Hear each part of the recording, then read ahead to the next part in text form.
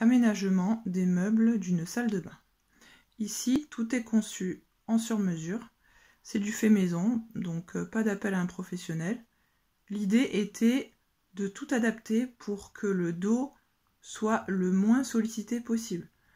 Ça commence dès le bas, c'est-à-dire qu'on a une vasque qui est posée à une certaine hauteur. On a à peu près 40 cm en dessous. Je vous donnerai les dimensions de toute façon. Ici, l'idée était de partir d'une hauteur qui permet de pouvoir poser la main en perpendiculaire sans avoir à se baisser.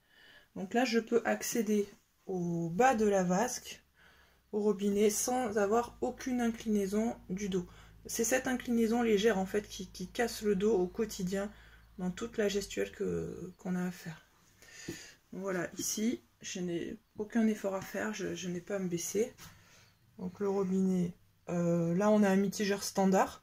On aurait très bien pu, si la vasque était plus basse, si elle n'était pas suspendue, faire appel à avoir un robinet avec un flexible beaucoup plus haut, qui aurait pu finir ici.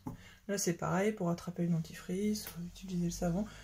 Là c'est pareil, cet élément là c'est tout bête, mais si votre vasque est trop basse, n'hésitez pas à avoir un distributeur de savon très haut.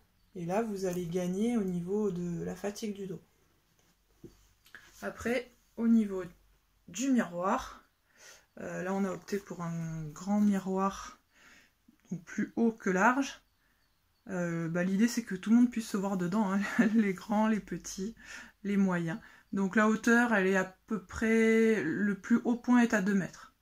Et donc on finit par la lampe qui est donc à peu près à 2 mètres aussi. Et puis bien évidemment l'interrupteur et la prise, ça fait aussi partie des choses qui sont à peu près à, oui, au niveau du milieu du ventre. Donc pareil, aucun effort pour allumer ou mettre le séchoir.